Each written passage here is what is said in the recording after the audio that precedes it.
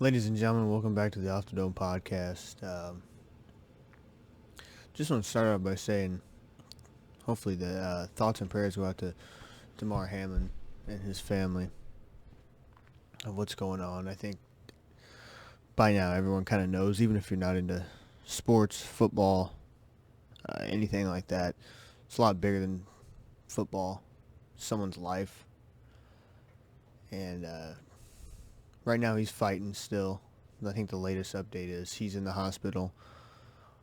So I kind of wanted to wait on this a minute and see where that was at. No updates still yet that I've seen, other than the last thing I'd seen was the interview with his uncle, saying he's fighting. They're in good spirits. Obviously, with the game, which is comes second, he seems to be. It seems like they're not even gonna. They're not playing it this week. They're not rescheduling right now. There's no update on that, which, again, obviously, you just hope that he's all right and he's going to make it through. And it's good to see all the stuff that's poured in now. Bills Mafia is one of the best fan bases when it comes to stuff like just taking care of each other, taking care of even opponents, and giving back and stuff like that. So they're going to do right by him, and it seems like everybody around the league is on his side. The world's on his side. So just want to start off by saying thoughts and prayers go to his family for that, because that's huge to take a hit like that and never been seen on a football field before, something like that. So scary stuff. We are going to try to talk about some football,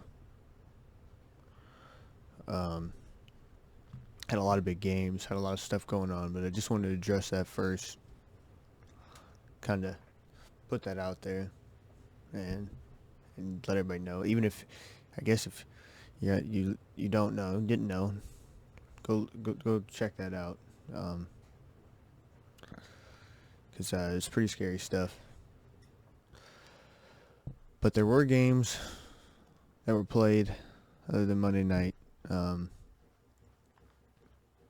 Sunday night, we had a Steelers-Ravens game, which was really good. The Steelers trying to hang on. They're trying to get into the wild card. They're just trying to get into the dance at this point right now. So, playing against the Ravens, still no Lamar Jackson. First thing that came up to me was the run game, which just disgusting for the Steelers. Jalen Warren, a guy I had not heard of, came out and he looked great, especially against a Ravens defense. One of the best defenses in the league. That's impressive. I mean, Najee Harris was going off too. You look at the rushing. Warren had 12 carries for 76 yards. Harris, 22 carries, 111 yards. They ran the ball exceptionally well.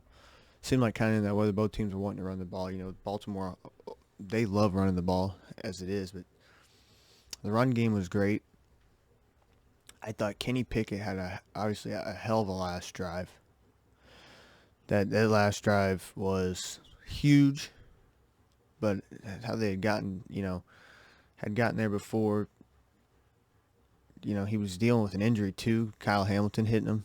Looked like he was dealing with a rib injury. He goes down to make that throw. And it seems like the Steelers kind of got their guy, right? And actually, Mike Tomlin had called this before. He said these comeback wins are going to start coming. He said this back in October. Because he had done this 5 times in college, most all time at Pitt. This is now, I believe, his 4th comeback. Could be wrong on that, but I believe it's his 4th. He's back to back now for sure. Comeback victories, but I mean, it came up huge, and the Steelers defense held up at the end. When they needed it, they held up. Big stops at the end, keeping the Ravens from, getting into the end zone, and they had a real shot at this game, but I mean, giving up. The Ravens defense kind of folded at the end, and it's to be expected. The offense let them down. The offense did not do its part in this game for the Baltimore Ravens. You two field goals and a touchdown is not going to do it in this league. 13 points will not win you any games ever. Hardly ever are you going to win a game with 13 points, other than maybe if you play the Rams in the Super Bowl. um, and the only touchdown that the Ravens even really got was because of an unnecessary roughness on Cam Hayward. So that penalty cost them a touchdown. Otherwise, the Steelers defense played almost a perfect game. To be honest, they did a great job keeping the run game at a minimum.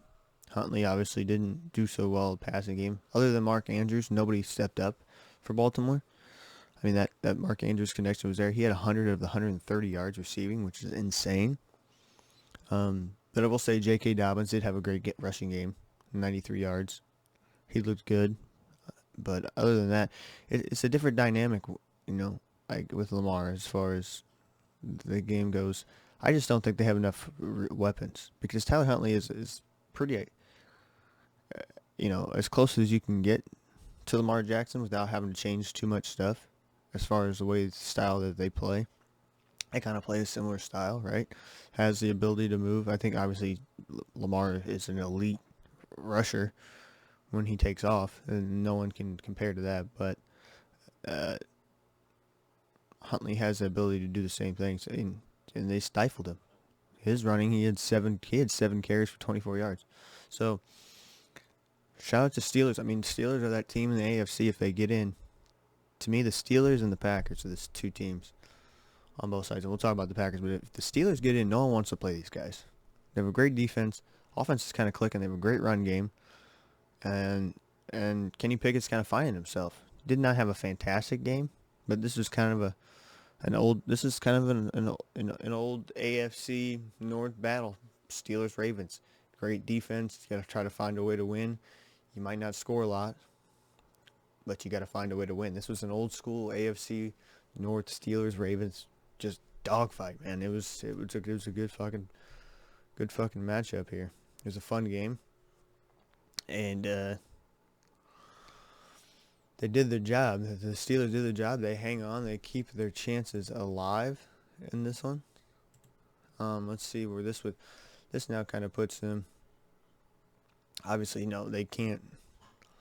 They obviously can't win the division, right? But this puts them right there with the Dolphins. And the way these are two teams that are trending differently. We're going to talk about the Dolphins next. Two teams trending differently. Dolphins kind of on the downhill slide. Steelers on the uphill slide. But they have the tiebreaker. They have the tiebreaker. Miami has the win over the Steelers, so the Steelers have to win, and the Dolphins have to lose. That's the scenario right now for them to jump them in New England. They have the tiebreaker over the Steelers. And New England wins over.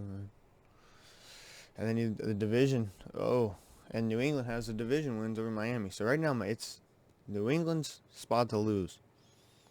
But the Steelers are playing great football. I would put them over Miami right now, the way they're playing. Miami seems like they're sliding out of this thing. And some of it's, obviously not on them. Which we'll talk about the Dolphins-Patriots game. The way the Patriots have that spot is because the Patriots took care of business and they beat the Dolphins. This is also another close, fun division game. And truthfully, man, the Dolphins had this thing. The Dolphins really did. They had this thing in their grasp. Patriots came out early, though. That first drive, I thought, man, they're going to run away with this thing. That first drive, they came out and looked great. But then everyone stalled until the end of the first quarter. It was a void of nothingness until the end of the first quarter, and they got Tyreek Hill on a little swing pass, toss, whatever you want to call it. Got him in the end zone, and they did what I thought they would do. Right, I called this. They're gonna have to do the screens and the tosses and the gadget plays to get, obviously with Teddy Bridgewater, Tua still in concussion protocol, to get things going. They were gonna have to do these kind of things, and the run game wasn't really there for them. It didn't help out. which when you don't have your starting quarterback, you would love to have a good running game. You know, Jeff Wilson, 15 carries, 45 yards, not going to cut it. Mostert only 9 of 29. I mean, that just doesn't help, right? That doesn't help anything. Um, but that was never really the Dolphins' strength. So, but like I said, both defenses playing pretty damn good. I thought they were playing really good. Kind of took things out at first. These are two teams that have pretty solid defenses. The Patriots have been a really gritty, nasty defense. You know, their offense hasn't caught up to what the defense is doing, and the Dolphins have had a really solid defense. It's just been the injuries to quarterback play and up and down, and you keep going, switching. You losing quarterback play, you losing Tua to injuries and stuff like that. It's hard. It's going to be hard. And to keep him on the field is kind of scary. And with what's going on with Harmon, you think just Tua step out, take a step back. And you hate to use this young man as a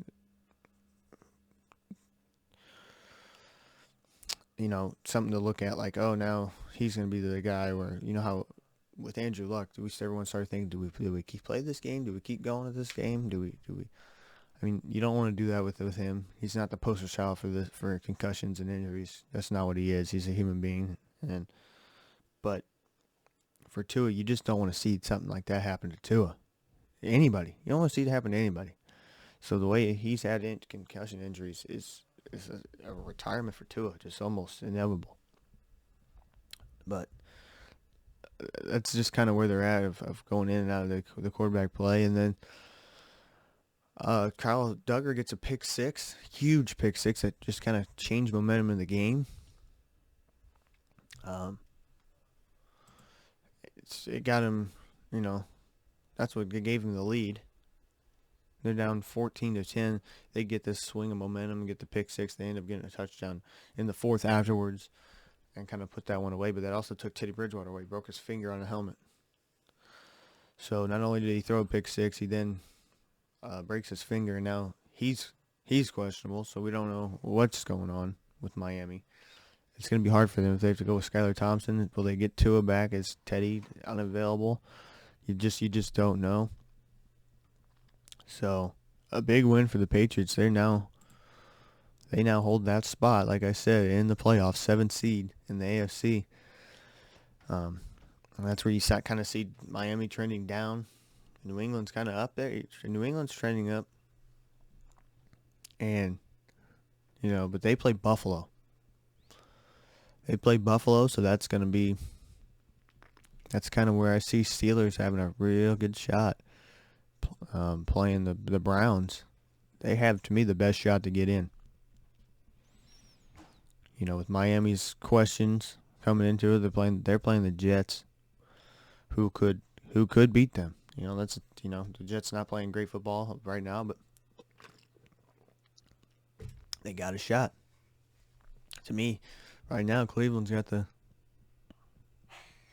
best, or Pittsburgh's got the best shot. Now the only thing is they don't have the tiebreakers, so they really got to win. If any of those teams win, they're not in. If Miami can find a way to win, they'll be in. If they get 2, I really like their chances to win against the Jets and get in. But if they're not going with their starting quarterback, it'll be all Steelers, and we'll kind of see what happens with that in the upcoming leading up to that. We still got some time leading up to those games before we make our picks and everything. But Patriots get the win. Right now they're in, and it's going to be down to the wire between those 3 teams, all sitting at 8-8. We'll stay with the AFC, Jags, Texans, and are the Jags legit? Are the Jaguars actually a team that can get this thing done? I thought this game would be a little bit closer than what it was, but they just dismantled the Texans, came out firing early. They handled the business early, which is now sets up this big game for them on Saturday. Whoever wins between them and the Titans are in. The Jags didn't rest. The Titans did. We'll see what works out best. I guess we're going to see what the better move is, resting or not resting. I think to me, you kind of just keep going in with it, but we'll see. The Titans have a great defense. Jags playing great football right now. Team's on a different trend right now. Jaguars on the up. Jaguars on the up right now. And Sunshine has figured it out. Trevor Lawrence has got this thing going. He's playing great football. He's playing the best football. He's kind of doing what Peyton Manning did. Terrible first year, kind of bouncing back. But, I mean, this would be huge to win the AFC South, to get in, give your team a chance. And they get a home game if they win. They'll win. They'll be a division winner. They'll get a home game in the playoffs, which was kind of wild. And both teams were at full strength with Tannehill in. Trevor Lawrence had one of his best games against the Titans. 36-22 they won. So, I mean, truthfully, right now, you gotta go think that the Jags go out and get this thing done, barring anything crazy. Josh Dobbs is a great serviceable backup. He's been around now a little bit. Spent some time with the Steelers and did some good things with him. So he's not used to he's not new to the spotlight. It's not like it's a new thing for him. He's been around a little bit. But I thought Travis Etienne had a great game too, man. 9 carries to 108 yards. Had that 62-yard run. They get them big plays. And JaMychal Hasty is a good downhill runner too as well. I like watching him. He gets in between the tackles, puts his head down and goes.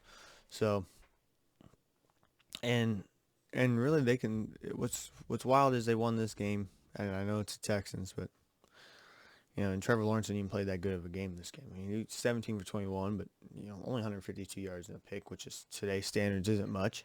But they didn't need much from him. They didn't need much of anything. They got stuff on defense and everything. So, what they get, that Jaguars defense playing pretty inspired football. They had a fumble. Tyson Campbell had a 12-yard fumble return. Just great stuff from the Jags right now. They're sets up a fun matchup on Saturday between the Titans, and we'll see how that one turns out. For them to get a home game right now, they would play the winner, whoever gets that last spot in there. No, they would get the Chargers. They'd be looking at playing the Chargers, which would be an interesting matchup. But we shall see. Shall see on that one. Who we got? Where do you want to go? NFC? Where do we want to go? I think we're gonna go. Oh, we'll stick with AFC. We'll Chiefs Broncos. A team that's just playing really, really good football right now. Right, as far as they're just winning. Right, they're just winning games. Can't be mad at it. I've said that they, close ones. The only game they really lost was against the Bengals, which was an elite team. To me, a lot of they've just been close. What scares me is they're close to good team with teams they should beat. And the one good matchup they've had recently that you could go back and kind of measure themselves against is the Bengals, and they lost a close one, but it was close. So to me, it's tough with these Chiefs. I think they've been there, done that. They're like the Golden State Warriors of basketball. And just let them get to the dance, and they'll get this. They'll be all right. It was concerning how close these games have been, but you watch the game, it looks so easy for them. Everything just looks easy for the Chiefs. They got like the best tight end in Kelsey, and the Chiefs to me are proving that as long as you have an elite quarterback, and this is why Mahomes is MVP. Mahomes is MVP, point blank, period. Any other time we talk about quarterback, elite quarterback, Aaron Rodgers, Tom Brady, well, he didn't have weapons. Mahomes has Travis Kelce, and that's it as far as elite weapons. You can say what you want about, Juju Smith-Schuster. No, he's been proven that he's not the guy. wasn't the guy ever to begin with. He benefited from having Antonio Brown. Jerick McKinnon, if he's on a different team, is he doing what he's? Are we saying, oh yeah, he's an elite weapon? No, he's not. You take Mahomes out of this offense, this team is not 13-3. They're not even close. Not even by a mile. There's Mahomes is the MVP of this league, point blank, period. And even if Jalen Hurts was healthy, he's the MVP, dude. And they could both be MVPs, but I'm not saying nothing about Jalen Hurts because I think he's great and I think he could be an MVP too. But what solidifies it is Mahomes. Let's not take Mahomes for granted like we do LeBron and all these greats. Let's not fall for that trap over and over again. He is elite, point blank. Period. He is doing it with guys that nobody else would do this stuff with. Justin Watson, he was with Tom Brady and Tampa Bay. They got him out there to get more weapons. Comes up with a great catch to set up a field goal attempt at the end of the half. It looked like it got blocked, but still. And the reason this game against the Broncos was so close, Mahomes had a pick in the end zone, which is just sloppy. He for all the plays he makes, for him to make one bad play like that every once in a while, I'll take it. I'll live with that. They had the blocked field goal right before half. The fumble on the extra point, they gave up a point there. I mean, just little sloppy things that if it, Andy Reid gets him, gets on him, gets after him a little bit, turn these things up. It's little stuff that's beating them. Then they're still winning. They're overcoming it. Now against the elite teams, they're gonna have to shore this thing up. But I have full confidence in Kansas City. They're just rolling. They make things look way too fucking easy. And once playoff times come, it's gonna be all full steam ahead. They're not really dealing with too many injuries. The offensive line's keeping Mahomes upright enough. They're firing on all cylinders. I don't know how you don't look at Mahomes and go, yeah, that's the fucking MVP. First in yards, first in touchdowns. He only has 12 picks. I mean, for all the throws he makes and windows he's trying to fit things in, to have only 12 picks, I'll take it. I mean, I'll take it. That's MVP all day. I mean, he's just that damn good. And the Chiefs are just on fire. They have not slowed down. They have not stopped. It's just, they're fucking scary, man. No one wants to play these motherfuckers. Nobody does.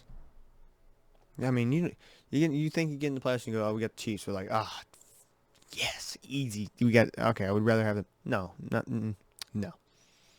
I mean, you take away Tyreek Hill, doesn't matter. It didn't matter. It's just, it's wild. So, he's MVP. No other quarterback's doing that. Not Rodgers, not Brady. Every other time we see something like this, what happens? Oh, well, he doesn't have weapons. You let him off the hook. Let him off the hook. You want to crown him? Crown their ass. Crown him MVP. All right, let's talk a little Packers Vikings. NFC now, a team that's trending again. No, a team that no one wants to play. I'm telling you, if they get in, no one's gonna want to play. You got Seattle trending down. They did get a win, but they hold the tiebreaker. And everyone has a tiebreaker over Green Bay. So they have to both lose, and Green Bay has to win to get in. But, man, if they do that, the way they're playing right now, they can only control with what they can control. And if you look at it, we'll look at both teams. You got Seattle, who is going to be playing. Green Bay plays Detroit Sunday night. They win that game, and the Rams and Baker Mayfield pull off a win against Seattle, and they're in. Not going to be, they can only control with what they control, but if somehow the Rams can pull this thing off, and it depends on who they're, are they going to Could they be playing starters? I know it'd be Baker Mayfield and them boys, but I mean, I don't know. I'm just saying, if these Packers get in, nobody wants to play them. And Minnesota this is why I've been on Minnesota all damn year long. Kirk Cousins, I can't trust the guy when it comes to winning games. He can't win big games. Jair Alexander just shut down Justin Jefferson. They took him away and everything just seized to stop. There's no run game. Everything seizes to stop. I mean, it has to be perfect conditions for Kirk Cousins to win. I mean, the picks, they had a blocked field goal. They get all the way down there. They're already right there, rather. They can't get in from, like, what was it, 4 yards out? Not even. It was originally 2. And they couldn't get in. Rodgers has a fumble on that 4th and 1 play. Vikings couldn't convert for anything. And then get a pick 6. It's just sloppy. And it's just, I'm not trying to say I knew this was coming, but they're a 12-4 team that totally different team. Had they won and did things, I'd still be saying this. I'm telling you. There's a difference between the Vikings, just a trust value of the Vikings being a 12-4 team, and the Kansas City Chiefs being a 13-3 team. One team I have full confidence in that can get the job done. One team is, and I know it's different opponents. The Packers are a trendy team that has been playing really good, but man, I don't know. Just the eye test to me, the gut feeling is don't trust it. Kirk Cousins is just not the guy, man. I'm telling you, he's just not the guy. He's a great quarterback in a great system. You have a great system, but something starts to crumble in that system, and the whole fucking house comes down. So, I'm not buying Minnesota. I'm buying stock in Green Bay. If they take care of their business in Detroit, which is going to be a fun matchup, someone's got to fucking get in.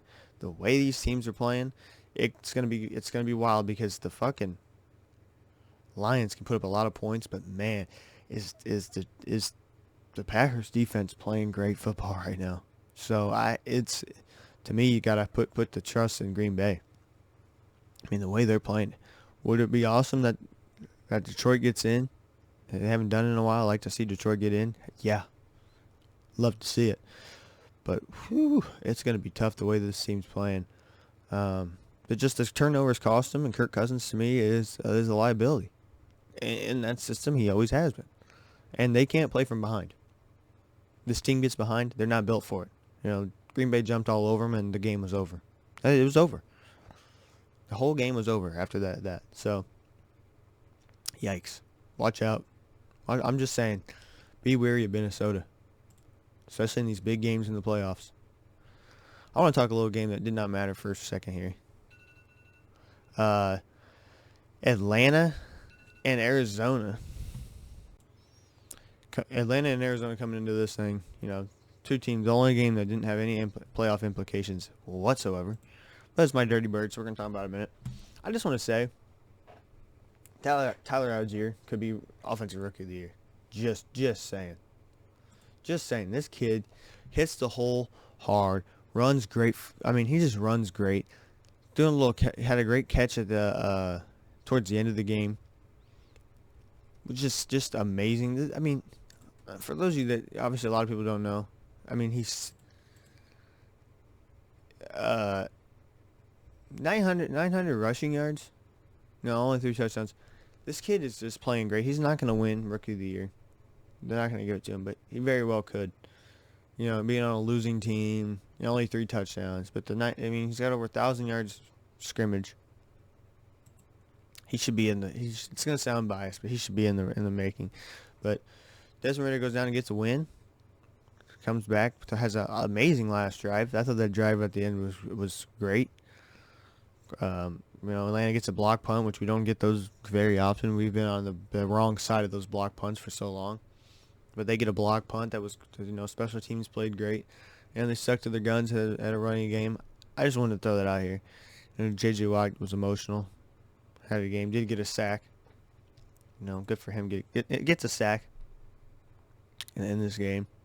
You like to see that guy go out on top. I'd like to see next week him get like 10 sacks. It's just a shame that he's been on a losing team for most of his career. He's been a part of, losing teams. Such a great guy. But he's going to go out on top. For him to play the way he's playing, though, and go out this way, 10.5 sacks, at 33 for an edge rusher to be doing that at 33, that's solid. So, just had to show some love to my Dirty Birds. They played, got the job done. And the Cardinals, on the Cardinals side, they're just, with David Blau, didn't have much chance. Atlanta needs an edge rusher because David Blau didn't look bad. And I think the Falcons make quarterbacks look better, but just because of how they can't get to the quarterbacks. Same old song and dance for Atlanta. Not having a pass rusher for so long makes it hard. But, back to some more meaningful games. Talk about the Detroit game. They took care of business. We kind of talked about that. They took care of business against the Bears. Sets up a fun matchup Sunday night against the Packers. They're so good when they put up points, man. It is. They're tough. And they're clicking that run game. Jamal Williams, 144 yards and touchdown. DeAndre Swift, 78 yards and touchdown. Jameson Williams had a 40-yard rush. When they get going, man, the Lions really take care of business. And when they score points, it's pretty wild. And they had that win over Green Bay already. But you see the points that they're scoring. 31 goes back from the Bears. 31 against the Bears in the win. 31 against the Giants. 25 against the Bills in a game that they probably should have won on Thanksgiving. Against Jacksonville, they put up 40. 34 over the Vikings. Y'all's team, the Vikings. 20 on the Jets. Put up 23 against Carolina in a loss. And then 41 against Chicago. It's like, man, they're playing great too. And I don't know if anybody saw this coming, but I said they would be better than Chicago, but I thought they'd finish third in the division. Right now they're second. And at 8-8, they hold the tiebreaker over Green Bay, but it all comes down to this one final shot here.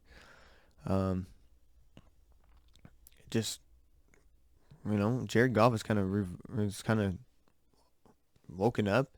They're getting pieces. DJ Chark, Amon St. Brown's playing.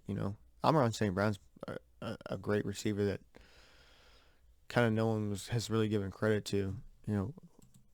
Looking at what he does, 12th in receiving yards, quietly 12th in receiving yards, 6 touchdowns. Tall guy. Not tall guy, 6 foot, but plays tall, right?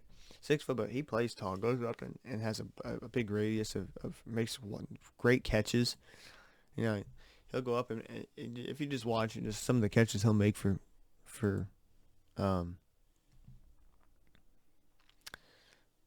Jared Goff, blanking out there. And DJ Chark did not live up to he had a really good season in Jacksonville a few years back, but injuries kind of slowed him down. But if they can get him going and have him, be the guy, that's huge. And if Jameson Williams now coming into the fold can get going and do some things, they're hoping he's now available. Aiden Hutchinson, is he the defensive rookie of the year? Probably not in the running, but him and Sauce Gardner. But just Dolphins playing great football right now. Or Dolphins, the Lions playing great football right now. And when they score a lot of points, it's can they score a lot of points against this Packers defense? It's a bit different from the last time they played. It's going to be tough. It's going to be a tough matchup. It's going to be fun to see what they do Sunday night. And we'll have picks on that. We'll talk about that. Bucks, Panthers. Bucks clinch the NFC South. They win they get in. They're gonna be a 4 seed, and finally Brady just explodes. We're talking about we're waiting on Tom Brady. He's here. He arrived in this one game. They didn't even have a running game. It was just throwing the ball. 432 passing yards, 3 touchdowns, 3 just heaves to Mike Evans. And this was after the Panthers jumped on Tampa. This looked bad. It was 14-0 early. Um, the Panthers had a great fourth down and fourth and 3 conversion in the second quarter. Just got a DJ Moore touchdown. I mean, they were rolling, man. They were playing great football, and all of a sudden, it just Brady woke up, man, and he threw that bomb to Mike Evans. And then Darnold fumbled, which then right there, they couldn't get in the end zone. If he fumbles in within their own red zone, leads to a field goal, and then they come back down. The first drive of the third quarter, they come down. They're having a good drive, and it's ruined by a pick. He forces a ball to the end zone and gets picked off, and it's just the turnovers just kind of cost them, kind of cost Carolina. They kind of beat themselves there for a minute and maybe got in their own heads. And had a blocked field goal. They're up 24-21, and then Sam Darnold gets a strip sack. It's like, come on, he became the Jets Sam Darnold. He was like Superman for a minute, and then you realize like who he was, and you started seeing them fucking ghosts again, man. He was seeing ghosts, and what at the end there, what saved this game was that Camarda, that punt. Boy, that was huge. To be able to pick that thing up, just really, pick it up and know to boot it off, take the penalty. And I think that was just instinct, but it was a savvy move. It was a good move to get it done, whether he meant to do it or not. Saved the game, truthfully. I mean, it had a potential. Then that could have set up a huge touchdown drive for Carolina to win the game. But Tom Brady, man, just exploded. 270 yards, 3 touchdowns. Mike Evans, him and Chris Godwin went off. That was the two guys they really just kept feeding. And that was all they needed. That was all he needed was Mike Evans, Chris Godwin. And whew, can this be anything? I don't know. Can they keep this going? I don't see this, as it stands right now. Let's see who their matchup would be. They clinched the NFC South.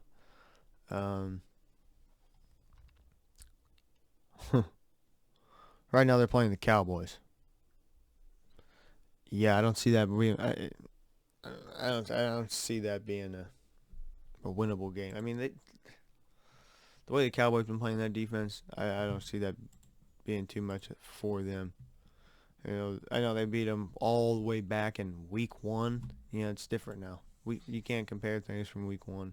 So, yeah, I think that'd be a tough matchup for them, for anybody. It's going to be a tough matchup if things hold the way that they do. But that could easily change. The NFC, it's going to change. What can Philly hang on to that number 1 seed is what's going to matter, because Dallas has a shot to take that number 1 seed. Philly playing the Giants, who are in. What do the Giants do? Do they take a step?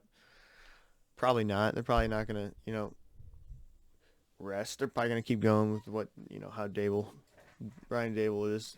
They'll do what they need to do. But didn't even talk about the Giants that they get in. Eagles lost, which was huge.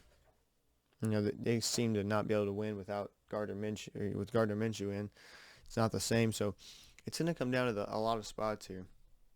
We hadn't even talked about Raiders 49ers.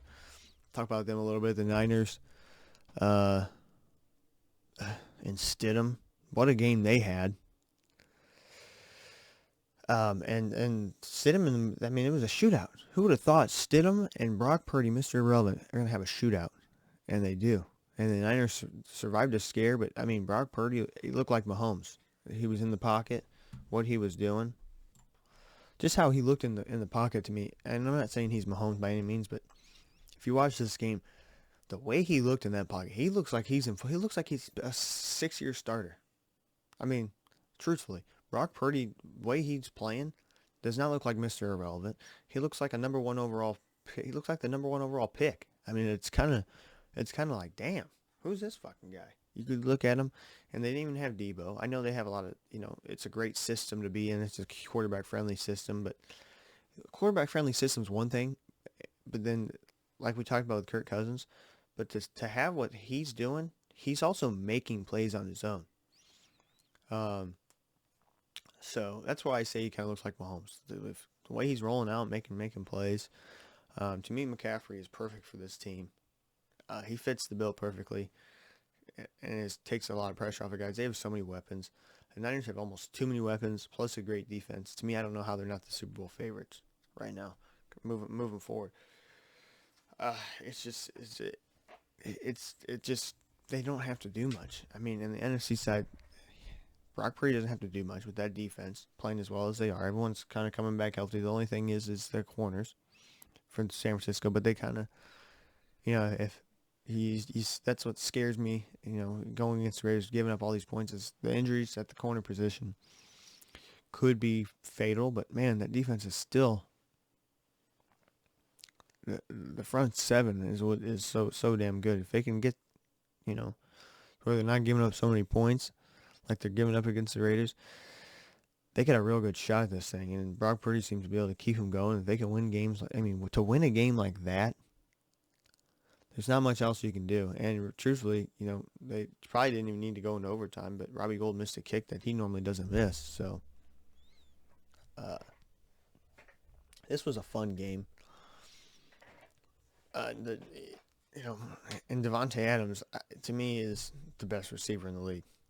To me, Devontae Adams is the best receiver in the league. I mean, you see some of the catches. The one in the end zone was fucking insane.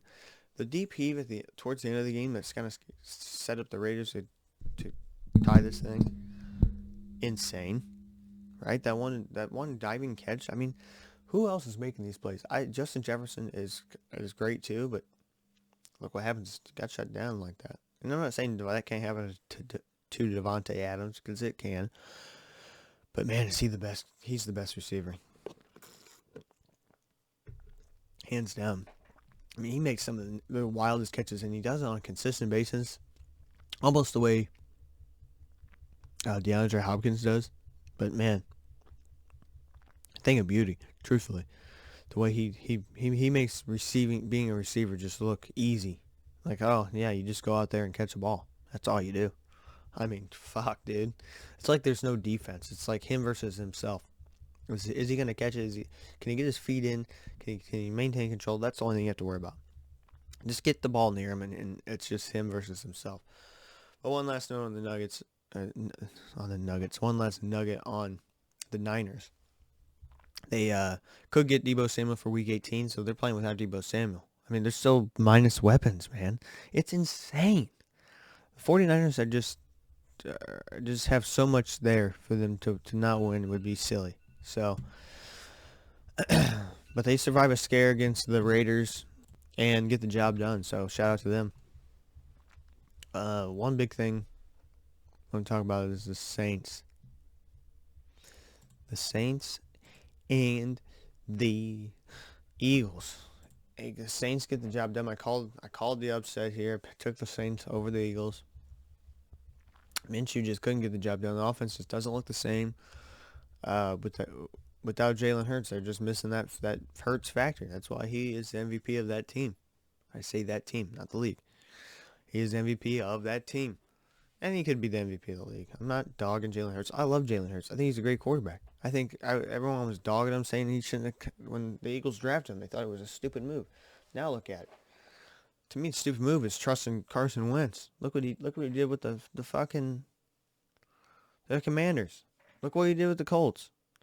When someone keeps doing something, and now I'm getting off on a tangent with get me started here on Carson Wentz. We're not going to really talk much about that game, but other than he blew the chance, and that's it. And that's why the Eagles, it was a smart move by the Eagles to go get something else. They should never paid him that much money to begin with, but it is what it is. You see one team thriving and one team eliminated. One team's not even going to have a shot, and when Jalen Hurts comes back, the Eagles will be all right. They're going to be okay. Everyone makes a big stink about, oh, they're not going to get the number one seed. It doesn't fucking matter. Just get into the dance. It could be beneficial not to get the number one seed. Sometimes I think it's better to not have that bye week. It's just to keep on rolling. You look back at all the teams that were wild card teams that just kept going. The Giants, when they took out was it both times the Giants were wild cards? When they took out the undefeated Patriots for sure. Wild card team. Wild card team. So it doesn't, you don't have to be number one. Being number one seed to me is so, it's overrated. I know the home games are a lot. It's nice to have the home games. It's a big factor to have the home games, the crowd, the noise. I get it. I do. I understand that part, but to me, it's too much of a.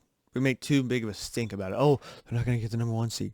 Well, a good team is going to win no matter what. A good team is a great team is a great team, and going against a great team, it's little things that matter. And could home advantage be part of it? Yes. But also turnovers, how you play, injuries. There's other factors. The home game is just one factor. Special teams play. I mean, it all comes down to every little thing. But great teams find a way to win games. They have to play road games in the regular season. Am I wrong? Do they not play away games in the regular season? Sometimes you're gonna have a fucking away game. It is what it is. And just because they're not the number one seed doesn't mean they're not going to have, their first game's going to be a home game anyways. They'll be the number one wild card. Or, excuse me, they won't have a home game. It's because of the wild card. But it kind of is what it is on that aspect. To me, I don't think the Eagles need to play at home to win. Look at what they've done all season. I'll tell you exactly. At Washington. At Detroit, they win a 38-35 game at Detroit week 1. Found a way to win. At Washington, 24-8. At Arizona, 20-17 win. At Houston, 29-17. At the Colts, closer game than normal. But that was that. They still found a way to win the game. Giants, at the Giants, 48-22 they won. At Chicago, they win. They lose at Dallas. So you can win on the road. I think that whole number one seed thing is been being made too big of a stink about it. But I think the Eagles will be fine. That just proves that Jalen Hurts is the guy, and he is what he is. They are who we thought they were. And Gardner Minshew's just not the guy. I mean, he's a great guy, great backup.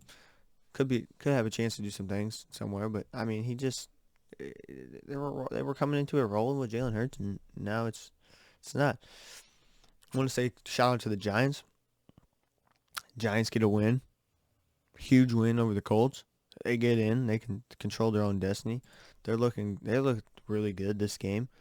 They're kind of peaking at the right time. What concerns me is the receiving core. I wish they had kept Kadarius Toney for them. Would have been a huge thing. I'm not going to talk too much about the Colts. We kind of talked about them. They're just kind of going through things right now. They're going through a bad breakup at quarterback, and they're trying to figure things out. Since really Phillip Rivers, they had a shot with Phillip Rivers, and then it's been Wentz. Not going to talk about him again. Matty Ice. And turnovers. He couldn't stop turning the ball over. That was a big thing. But the Giants, let's talk about the winner here. The team that's going to keep playing. The 38-10, they took care of business. Kind of peaking at the right time. The great ones do. They lost a close game against the Vikings, but the Giants are a team that gets in. I don't know if they have enough, really. They don't really stack up compared to these other teams. The defense is, playing really good. I like the defense. I like what they're doing defensively, but to me, they don't have enough pieces on offense, and they can be kind of stopped by these great teams. You put them up against a 49ers team, I don't know if they're scoring many points. I don't know what's going on there. You put them up against the division Cowboys, I don't know. They're two division teams. I think they could come back and beat the Vikings. I think they could beat Tampa Bay, and they could beat. They're the team right now that I just don't have a lot of stock I'm buying into. That's the Giants. Any other games? Let's see who we want to. Who else we had? Who did I miss? Um. Oh, the Seahawks. The Seahawks. Seahawks get the job done. Kind of a big win. Mike White kind of fell off here a little bit. The run game. Seattle to me is a team. You want to talk about home field advantage? It's okay. Let's talk Seattle.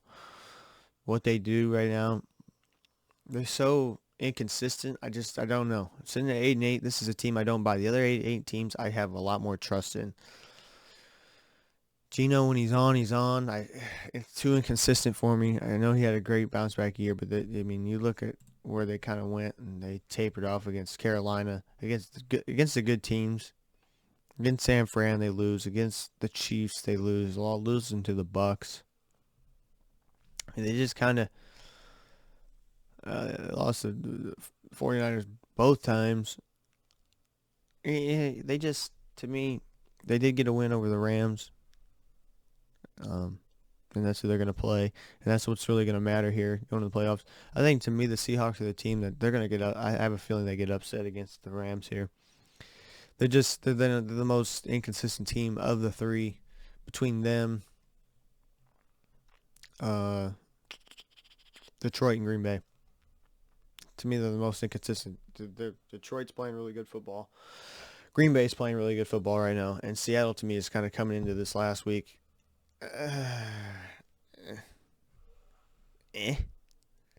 But they held the tiebreakers. That's the thing. All they got to do is win. All they got to do is win and get in because of the fact that they beat the Lions 48-45.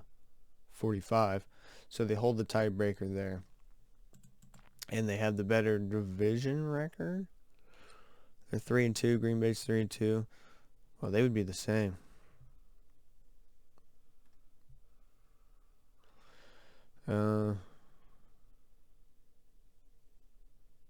So I don't know how that would work there because both teams' division records are going to be the same. Maybe they go by their conference record, then it goes to Green Bay. They'd have to sort that one out if Seattle did win and Green Bay won. But to me, I'd take Green Bay. I would have more trust in Green Bay and Detroit than I do Seattle. It's just, and I love what DJ Dallas is doing. Don't get me wrong. Not DJ Dallas, Kenneth Walker. Kenneth Walker is doing great things. But you want to talk about that. Kenneth Walker, right? He only has 36 more rushing yards than Tyler Algier. It's just the touchdowns. So, going back to that MVP talk or Rookie of the Year talk, Kenneth Walker and Tyler Algier, I'm just saying, pretty close. Pretty close. I want to see receiving. 26 receptions for 155 yards. No touchdowns. Now let's take a look. Doesn't even have 1,000. So he doesn't even have 1,000. So I'm just saying. Garrett Wilson's looked nice as far as rookies. Just kind of going on here with the rookies. Elijah Moore, not as much. Algier could be offensive rookie of the year. Just saying. I want to see let's see how many receiving yards he has. Hold on here. We didn't look at this. We didn't look at this. 16 receptions for 139 yards and touchdown. So he's got 1,039. He's over DJ Dallas. Why do I keep saying DJ Dallas? Kenneth Walker. He just doesn't have the touchdowns. The touchdowns aren't there, but 4.8 yards per carry. Where was Kenneth Walker at though? Because he does get a lot of attempts, but he's splitting it with. Both guys are splitting it with somebody. Let's see. We're kind of just wrapping things up here on the NFL.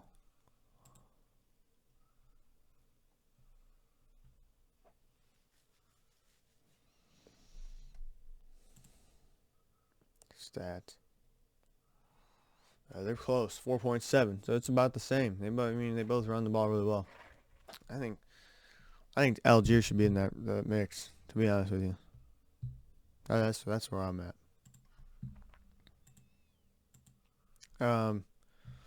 But yeah, that wraps things up for the NFL. Let's kind of go college football. Let's talk about the college football playoffs for just a quick transition here. Talking about the college football playoffs. Michigan TCU. We had just two outstanding games. Um, kind of pull this up. Two outstanding games. TCU. I didn't think they had it in. Michigan does what they always do. Can't pull it off. They could not pull it off. Opening drive, Michigan beat themselves. I'll just say this: Michigan should have won this game, easily should have won this game, and they beat themselves. Opening drive, couldn't get down. They get down there, couldn't get nothing. Then they have the turnovers. They have the pick six. They fumbled it at the 1 yard line. I mean, they left so many points on the board. It was unreal. TCU jumped all over them. It was 14-0 in the first quarter. Michigan, doesn't get their first touchdown to the third quarter. I mean, they don't score a touchdown to the third quarter. And the fact that this game became a 51-45 shootout the way it did was kind of insane. But then they throw another pick six. Michigan does. I mean, they gave up so many points. You think about it. 2 pick sixes, that's 14 points. Fumbling at the 1 yard line, you're giving up 7 points. They couldn't convert, and that's a 28-point swing. This game should not have been that close, folks. This shouldn't even have been a close game. TCU just seized the opportunity. They seized the moment, and like they've done all year, and they just fucking ran with it. You got to give them credit. Michigan could have won this game very easily. Hands down, should have won this game, and they didn't. And then the last drive, they can't get anything going. They botched the fucking snap. To me, this is more about how Michigan just beat themselves than anything else. Michigan beat themselves, but credit to TCU. TCU did a hell of a job taking care of business. The Horned Frogs got in. They made the most of a matchup where no one really gave them a fucking shot, including me. I didn't think they had a shot, but they did. They pulled it off. So credit TCU for the win they had. Max Duggan, this team, it was talked about in the broadcast. They fight, man. They continue to fight. And Duggan didn't play his great ball, but they found a way to win. DeMarcado was just he went off, dude. 150 yards and a touchdown, had a hell of a game. Duggan running 2 touchdowns. And they got Quentin Johnson out, and he off to the races he was multiple times. So I mean, shout out to TCU pulling this thing up. This sets up another fun matchup against Georgia. Georgia did it. I know, a fucking wild game, back and forth. Georgia misses their opening kick, and truthfully, they left something out there. It was a 3rd and 1. They had a read. They ran a read option, and totally missed the read. Quarterback kept it, and Stinton Benson kept it. Didn't go nowhere, and it was there, man. It was there. If he would have kept it, I don't know who was in there. If it was McIntosh or Milton or Edwards, with one of the three, they have a running back by committee, Alabama style. To me, Georgia's the new Alabama. It's going to be tough for TCU. I think they're going to probably squash TCU, I hate to say it. It could be a close game. It's going to be a fun matchup, don't get me wrong, but I think they take care of business. But going back to this Georgia-Ohio State, it was back and forth. Then Ohio State jumps up 21-7, and here comes Georgia. It was like Ohio State took off for a minute, and here comes Georgia, 21-21. But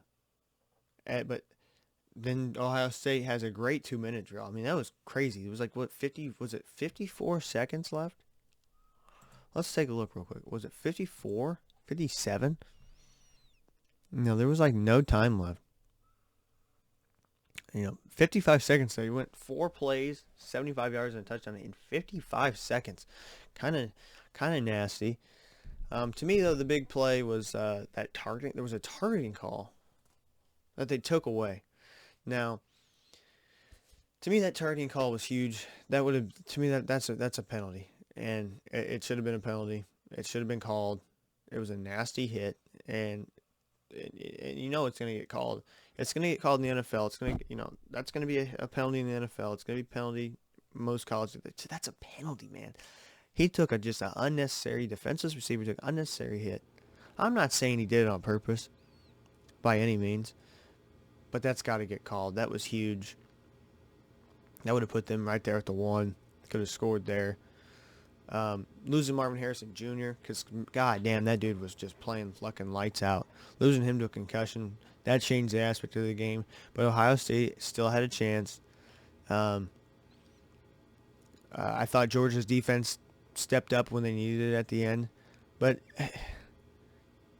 I mean, they kind of slowed things down, allowed them to get back into it, because it was 38-24 Ohio State. They took off for a minute. That defense stopped them, allowed their offense to come back. And then in the final drive, they had a chance. After Georgia goes down against that touchdown, they had a chance. C.J. Stroud did great things. Doesn't run much. But he had a chance to get down there. What are his rushing numbers? I mean, yeah, he doesn't run. He does not run at all. 47 attempts, 100. I mean, he just doesn't run. Stays in the pocket and delivers. He's able to do it though there, and goes down and creates plays with his legs. Man coverage. Everyone's running. Their backs are to you. He takes off. Does a great job. And just couldn't find a way to do it there. Field goal. Just shanked it left. He got him in position. You got to give credit to Ohio State, C.J. Stroud. He got him in position to kick that, and just could not win the game. Shanked it left. So Ohio State, they did everything they could offensively. So it was a fun game. Sets up a really good matchup between Georgia and TCU. I'd like to say I think I know what's gonna happen, but you just never know with the way these two games went. Two classics. I think Georgia takes care of business, though. I think their defense can find a way to win this thing, do what they need to do, and it's gonna be a fun matchup. But we'll see what happens. But I think Georgia can handle the business against TCU, and they're the new age Alabama. They're just going to keep turning this thing around and keep going. But, you're going to have guys like, watch out for Colorado. Look what's happening with Deion Sanders. He's turning things around. That what can Colorado do? Interesting to see. But we'll be back to do more games. We're going to be talking about these football games, make some predictions. Didn't get a chance. Well, we talk about some basketball. Donovan Mitchell had a 71-point game. That was nuts. We can talk about that, but we'll kind of leave things here, wrap things up. As always, love y'all. Peace.